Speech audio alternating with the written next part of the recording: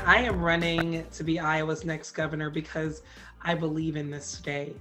I firmly believe in paying it forward, and the folks in this state are incredible individuals who have done so much to strengthen the fabric of our communities all over the state. And it would give me great pleasure and honor to not only be a part of that progress, but to help lead it side by side with Iowans. I want to improve our education system, our healthcare and mental health care system. I want to resolve the challenges that Iowans are facing in their pocketbooks. But more importantly, I want to restore civility back to our state so people feel comfortable talking to other people again, regardless of party, regardless of race, regardless of any other thing than the fact that we're human beings who deserve to be around each other. And we do that because we know that being around each other strengthens who we are as individuals, and in turn strengthens the communities that we live in.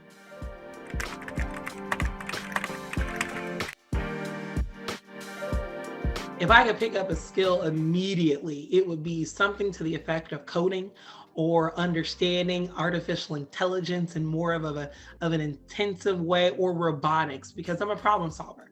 And I know that the challenges that Iowans and the rest of the country is facing right now, a great deal of that could be resolved with technology. And so for me to be armed with that type of tool as a candidate, as a small business owner, as a marketing professional, as an innovator, man, I could do some work to resolve a lot of the challenges that we're facing in this state.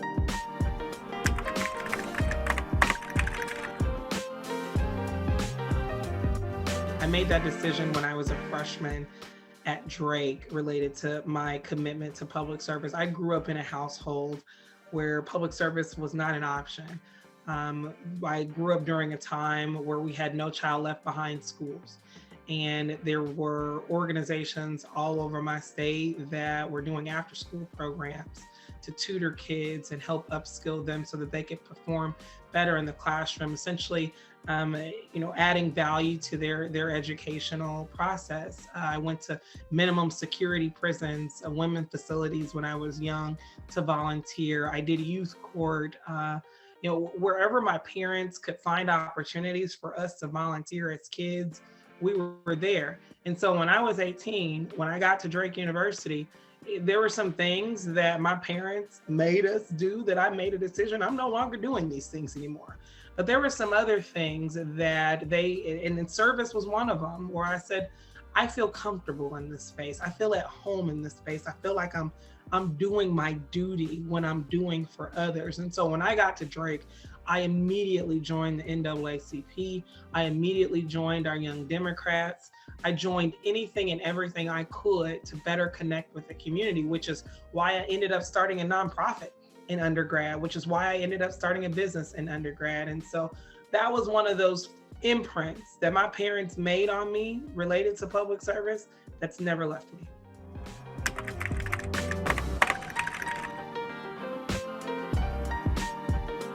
Abbott Elementary. What else am I watching?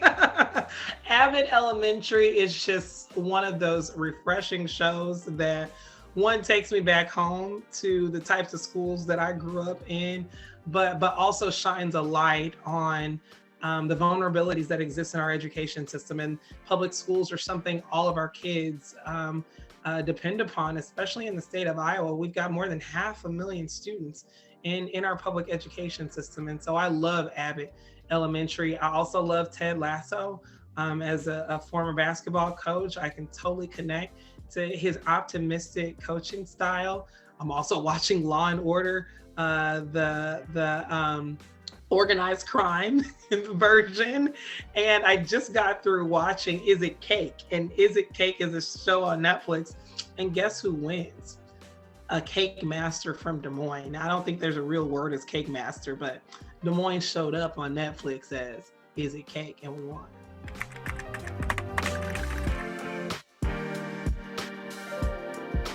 So I come from outcomes-based learning. I come from outcome-based service and work, especially in the areas of financial education and small business development. We have to set goals, and those goals are prescribed per the communities that we seek to serve. And so what I intend to do, we have 99 counties in the state of Iowa.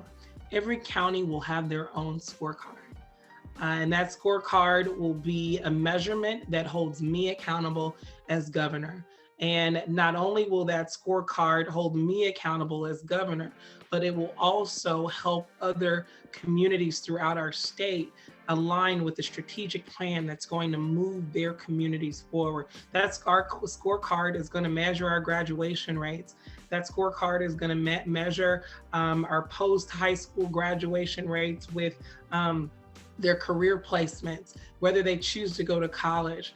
Our wages are going to be measured in every county. Our unemployment rates are going to be measured. The availability of affordable housing will be measured.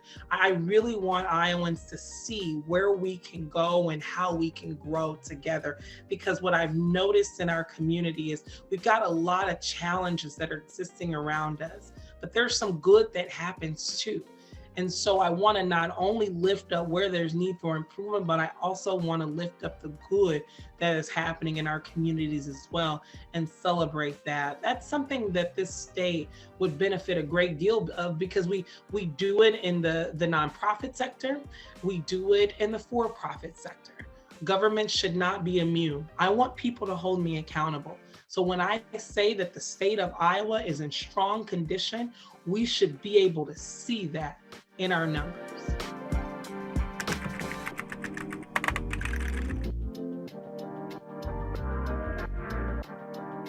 We have a great deal of family traditions in my house, but what I would probably say is, my family hails from Mississippi. And one of the things that Mississippians like to do is a Friday night fish fry. In fact, there's a blues song named after Friday night fish fry in the state of Mississippi. And so I love just basic, simple connections with my family. Fish, fries, white bread, hot sauce, and some Kool-Aid. Like, those are the opportunities where we just reconnect, love on each other, and just be family. And so anytime I can get together with my family and break bread over a meal, it's a good day. I grew up in a house where we were required to sit down at dinner time with everybody. And so breaking bread is a good tradition for me because it one, gives me that opportunity to reconnect with people and also feeds my belly in addition to my soul.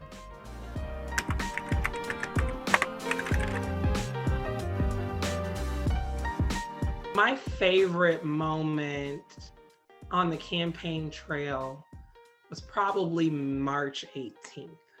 That was the day that I filed my papers to get on the ballot. That was the day, that was a few days after I filed my papers to get on the ballot. That whole week, I would say, was incredibly important to me. And I'll tell you why. When I went to file my paperwork to get on the ballot, mind you, we've never had an African-American nominated for governor in the state of Iowa ever. In fact, I was the first African-American ever to be nominated for statewide office back in 2018. When I went to file my paperwork, in the corner of the office was a portrait of Mary Church Terrell. Now, that portrait isn't typically there. It alternates, suffragette after suffragette. Mary Church Terrell was a suffragette, a Black woman, member of Delta Sigma Theta sorority. And at the time in which she was advocating for voting rights, that was a moment in which there was exclusion of Black women in the suffragette movement. And so Mary Church Terrell essentially busted down doors so that Black women could be a part of that movement, because neither one of us had the opportunity to exercise our right to vote at that point in time. Mary could probably not have foreseen a Black woman running for governor, let alone having access to the ballot box. But here I was, a Black woman breaking barriers with someone who over 100 years before me was sowing the seeds, breathing life into where I am today. And the reason why I think that that's incredibly important is because a lot of times we feel like we're just spinning the wheels when we're doing the good work, when we're committing our lives to public service. But man, we don't know the impacts of everything that we're doing, all the bloodshed, the tears that are cried, and the resources that we spend. We don't know the impact of that. And so I'm encouraged by what I'm doing now because I know what she had to go through.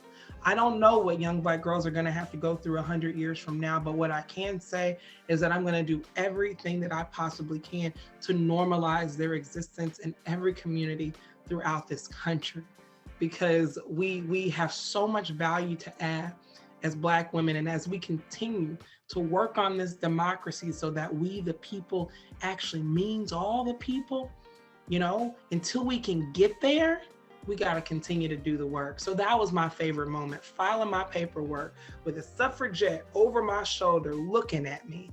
It was a powerful moment.